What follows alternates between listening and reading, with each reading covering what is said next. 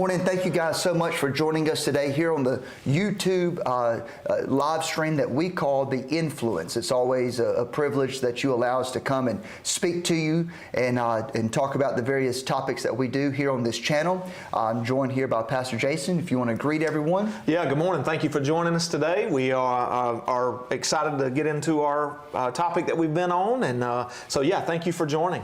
Yep, and behind the camera and on the computer is Aaron Limbaugh. So we would love to chat with you and connect with you in some way, because we just want to connect with you and be a blessing to you in these teachings. In the show notes is going to be the notes of today. So if you want to go into the comments there, there is a link that will take you to a PDF file so you can kind of follow along to see where we're getting this information from today.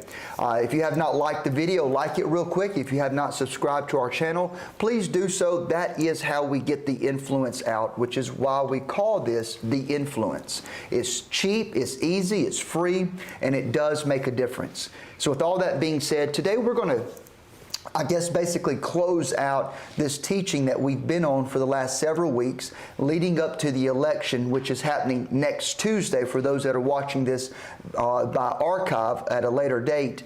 We are right in the middle of crazy season, political season, funny season, whatever you want to call it. And so we are 7 days away from the election for the president of the country. And we've been talking about and asking the question, are you going to vote in 2024? And so I hope you are. I hope that you're going to exercise your right to go and make your voice heard wherever you are, wherever you're watching this from, specifically here in Alabama. And to recognize that at the time of this teaching of this time on live stream, there's already been over 40 million people vote already, and we're 7 days away from the actual election, which is kind of weird, you know, to think that many people have already voted. But what we've been doing is looking at how preachers in the church since before the founding of the country influenced politics, influenced the direction of the country. So if you remember, if you go back a couple of episodes before this one, we talked about in the 1720s how the Great Awakening spurred on the American Revolution. We talked about how even in the 1840s, with the split of the three major denominations in the country, led to the Civil War. The churches split in the 1840s over slavery. That's when the Southern Baptist was formed, the Methodist split, and the Presbyterians. And then 20-something years later, you had the Civil War in the country. And so that you can be aware of what each party stands for so that you can make a decision. And the reason this is important is because each platform has a particular world view of how they see the world, and especially the moral issues. So what we're going to do is we're going to read it straight from the paper, maybe paraphrase a little bit, but you have access to the actual notes so you can read it yourself, so that you can make an informed, prayerful decision about who you should vote. Again, I've read reports where there's 40 to 100 million Christians who scattered throughout America who is saying that they're not going to vote. Why in the world? What is your rationale for not casting your vote as a Christian? So please, if you're part of that 40 to 100 million, your vote does matter. Yep. You need to let your voice be heard. So with that being said, I'm going to ask Pastor Jason if you'll kick us off and read the first part of this party platform comparison on the Republican side. Whenever you study the party platform, how many times does each platform mention the word God? Yeah. So just to kind of echo before I jump into that, please vote. You know, don't sit idly by. Church, we need you to vote. I mean, that's your God-given right, our country's right. People have died for that right. So exercise that. Don't sit idly by. So yeah, as he was saying, we're going to jump into it. In the Republican Party, the issue on the first on the notes here is the mentions of God. So Republicans, they mention God twice with the love and this is what they say, or the quote, "With love for our country, faith in our people, and trust in God's good grace." And then the second bullet point there is they promise to promote a foreign policy centered on the most essential American interests, starting with protecting the American homeland, our people, our borders, our great American flag, and our rights under God. Yep. And so in comparison, when you study and read the Democrat Party platform, it mentions God once in this setting and in this context. It promises to remain committed to fighting poverty and enabling all Americans to live to their God-given potential. That's what they say. The next subheading, which would be conducive and important to us as Christians, is that of life. Yep. So I'm going to read the Republican platform whenever it comes to life, and that's abortion, being pro-life, pro-choice, those types of things. And then Jason will read the Democrat platform. So this is what it says in the Republican platform when it comes to life. It says that the Republicans proudly stand for families and for life. It believes the 14th Amendment of the Constitution guarantees that no person can be denied life or liberty without due process. The states are free to pass laws protecting those rights, but does not mention the unborn as previous platforms have done. Believes the power has been given to the state and to vote of the people on this issue, promises to oppose late-term abortion while supporting mothers and policies that advance parental care, access to birth control, and IVF. The important thing to take away from that is Donald Trump appointed Supreme Court judges who were pro-life in how they viewed the Constitution, and they did overturn Roe v. Wade. And what that did is that it shot that decision back to the states. So now every state can make their own decision about what to do about abortion. And so if you are in a state watching this and your state is voting on this right now, then you need to go make your voice heard from a pro-life perspective, because what the Republican Party has done is given it back to the people of the states. That's what happened. So the Democrat platform on the issue of life, abortion, has two bullet points here, two statements. The first one says it is committed to restoring the reproductive rights Trump ripped away. Promises to pass national legislation to make Roe the law of the land again, which would allow abortion through birth. We all know Roe versus Wade, so it's basically saying to restore that. The second bullet point is to promise to strengthen access to contraception so every woman who needs it is able to get it and afford it. Protects a woman's right to access IVF, which is for fertility treatments. It will repeal the Hyde Amendment, continue to support access to FDA-approved medication, abortion, appoint leaders at the FDA who respect science, and appoint judges who uphold fundamental freedoms. So let's just be honest and real based off what we're reading here. They're looking to appoint people that support abortion. Mm-hmm. That's their platform. And they're for abortion all the way up to birth. All the way up to birth. So you're talking about an 8-month, 9-month-old baby who will be killed in the womb. And I just, again, as a believer in Jesus Christ and just as any person who believes in the fundamental rights of a human being, I will never be able to find common ground with an individual whenever it comes to the murder of an 8-month-old baby. I mean, even at conception, I'm at conception. It's sickening. It's sickening. It's just. But all the way to an 8-month-old child, 9-month-old child who. It is a child. It is a little baby, so I'll never understand that. You really need to go vote. Yeah. The next one is created male and female, those terms in each platform. So Jason, if you'll read what the Republicans say about being created male and female. Okay.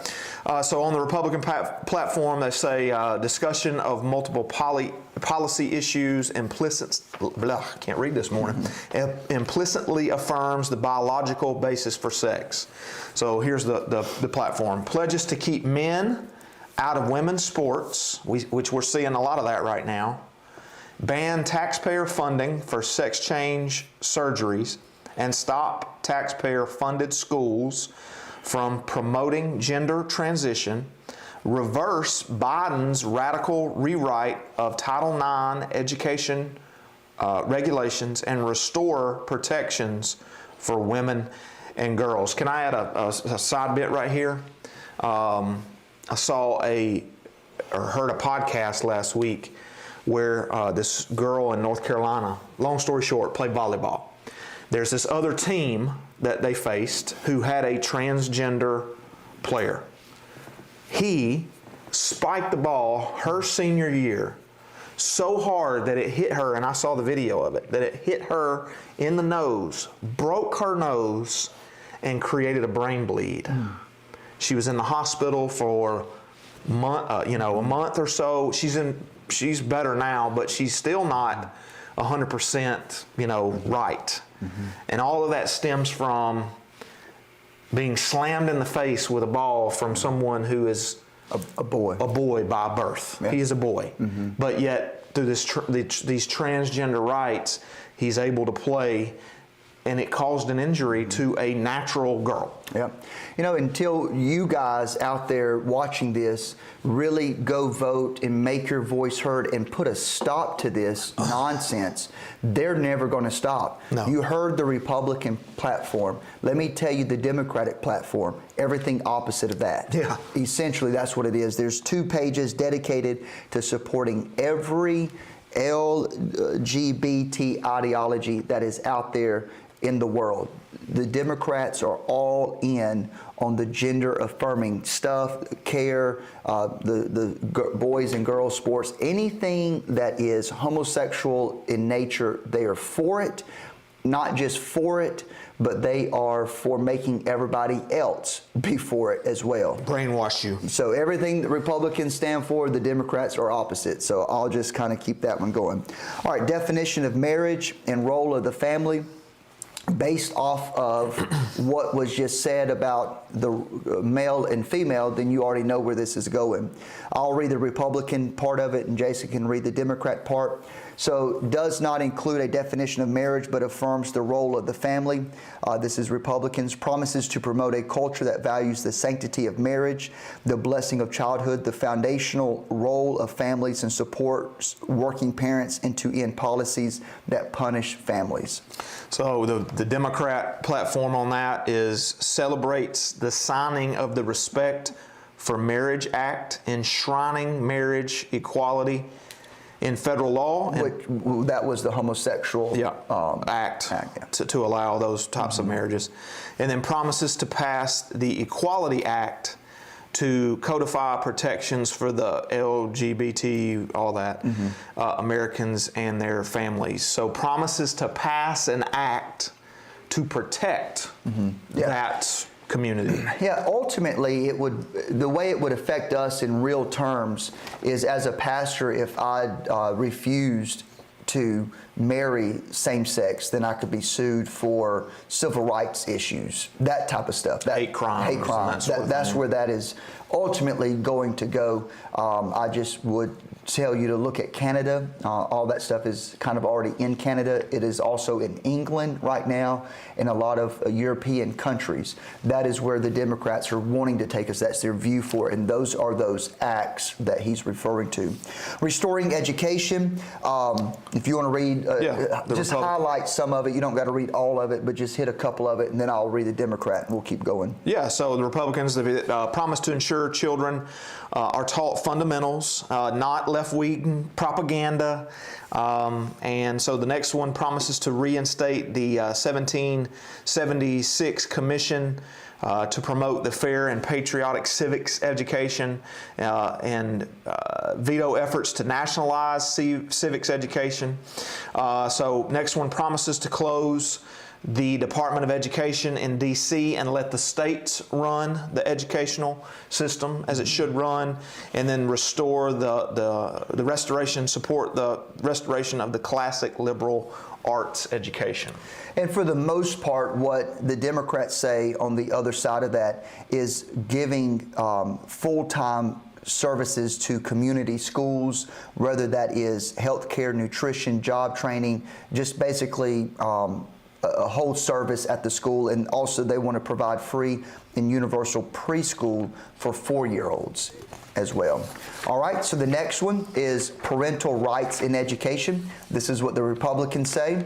Promises a plan to cultivate K through 12 schools to ensure safe learning environments. Promises to support schools that focus on excellence and parental rights. In other words, allowing parents to have a voice in the local school board. Yep. So the Democrats, the parental rights in education, say they're promoting the fight for LGBTQ and youth, and guarantee that transgender students are treated fairly and with respect at school. Says it respects the role of parents, families, and doctors, not politicians, in making health care decisions. But as once again, you can clearly see that it supports the transgender issue. Yeah, and you can see how that policy plays out in places like California, Washington State, and Oregon, where in those states in particular, it's also true in Vermont, New Hampshire, Maine, those areas, that if a student who is 7, 8, 9, 10, 11, 12 years old wants to transition, they don't have to notify the parents. Nope. That they'll just transition them, and then the parents will find out after the fact. That's what that is right there. Yeah. All right, school choice. If you want to hit the school choice one real quick on the Republican side. Yeah, Republicans say, believe families should be empowered to choose the best education for their children, and supports universal school choice in every state in America. Democrats oppose the use of private school vouchers, tuition tax credits, opportunity scholarships, and other schemes that divert taxpayer-funded resources away from public schools. Homeschooling. Yeah, I'll hit the Republican homeschooling. It promises to expand homeschooling. yeah, and then very simply, the Democrats don't mention homeschooling, which that's a big thing. We have a big homeschool community here. We have a community connection that is nothing but a homeschool group. I think of all of this right here, that one little area of the platform shows the vastly difference of the fundamental aspects of the Republican platform and the Democratic platform. The Democrats want your children to be in their schools so they can indoctrinate it into their ideology. The Republicans don't care. If you want to homeschool your kid, go homeschool your kid. We will make it easy for you to homeschool your kid. Yeah. And I think that is probably the most black and white fundamentally difference between the Democrats and Republicans. Yeah, and even in the public schools, though, the Republicans want to take away the propaganding all the homosexual agenda. Yeah, let's get back to teaching arithmetic, reading, science, history. Let's keep all the politics out of it. Yep. All right, next one is religious freedom, if you want to just highlight some on the Republican side. Yeah, so the first one is calls the Republican Party the defenders of the First Amendment right to religious liberty. We talked about that the last few influences. The next one says its party members include men and women from every faith and tradition, and that the party respects the right of every American to follow his or her deeply held beliefs, supports a new federal task force on fighting anti-Christian bias. How about that? Promises to champion the First Amendment right to pray and read the Bible in school, and to stand up to those who violate the religious freedoms of American students. Yep. The Democrats say this. They want to combat hate crimes and white nationalist terrorism. That is code for conservative white men. That's what that means. Yeah. Prioritize the investigation of hate crimes against trans and non-binary people. Also condemns demonizing Muslim communities and advocates for religious freedoms across the world.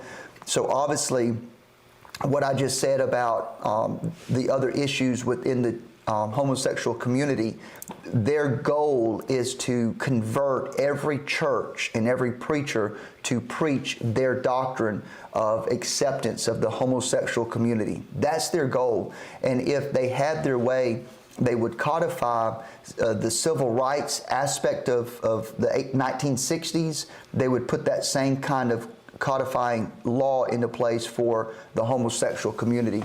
So if I stood out there and said homosexuality is a sin, I could be locked up for a hate crime. That's what that means. Also, that what is so strange about the Democratic platform is their acceptance of the Muslim community with open arms, and the Muslim community going to the Democrats open arms, because the Muslims in other parts of the world, they will not just condemn homosexuality, they'll kill a homosexual.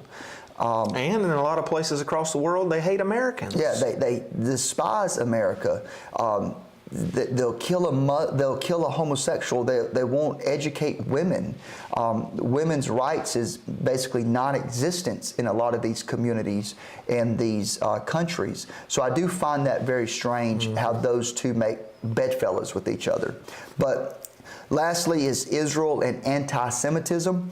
So I'll read the Republican part and Jason can read the Democrat part.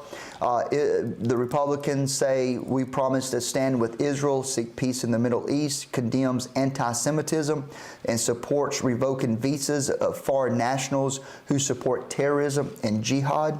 Promises to hold accountable those who perpetuate violence against Jewish people. That's referring to on the college campuses that we've seen play out over the last several months, really the last year since October 7th, when Hamas attacked Israel. Yeah. So the Democrats on that say they support building a durable peace in the Middle East, bolstered by regional integration, a strong coalition to counter and deter Iran and prevent it and its terrorist proxies from threatening the security of the region, and a negotiated two-state solution, so that's Israel and Palestine.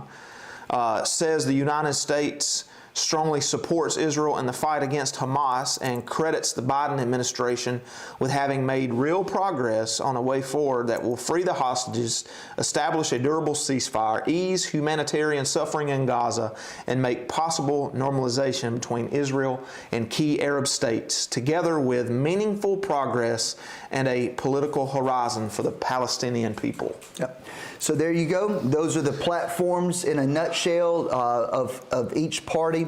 And when you go and you cast a ballot, if you vote for a Democrat, that's their platform. If you vote for a Republican, that's their platform. So I do encourage you to pray. I do encourage you to take it serious and to recognize that your voice does matter, even here in Alabama with local elections. So when you vote for state politicians or for county politicians, all of those things matter. Yeah. You may not like politics, but we have to live under the rules that they make. Yeah. So you need to take somewhat of an interest and be aware of what's going on. So that kind of closes this entire teaching out. We are not afraid of the hot button issues. We try to teach on it. We try to educate on it. So Jason, any final thoughts before we get ready to close out? Yeah, no, it's been an interesting series. I hope we've helped educate a little bit, kind of on the history of some things, and then where we kind of stand today on the platforms. And like Pastor Jason said, don't feel like your vote doesn't matter, because it does. It matters everywhere. In Alabama, it matters in Georgia, it matters in Montana, wherever you are, it matters. And like I said earlier, there are people that have fought on foreign soils and lost their lives to give us that right to vote, and I think it's our not our right, but our method. We need to vote, right? We need to speak our voice and go out, and because Christ didn't say for us to sit idly by, He said for us to be a city on a hill. And so go vote. Next week's, it's coming. It's a big day, so go out and vote. Yep. If you don't vote, you can't complain. That's right. That's our rule. That's it. That's right. So get out there and exercise that right. Listen, we're praying for you guys. We're praying for our church. We're praying for our nation. Regardless of what happens next Tuesday, we're going to be committed to do the exact same thing, regardless of the consequences. We're going to be about the Great Commission and serve our Lord Jesus Christ until He comes and takes us home. So with that being said, like this video, subscribe to the channel. Thank you guys so much for joining us. We've enjoyed it. And so we'll see you next Tuesday right here at 8:30. God bless.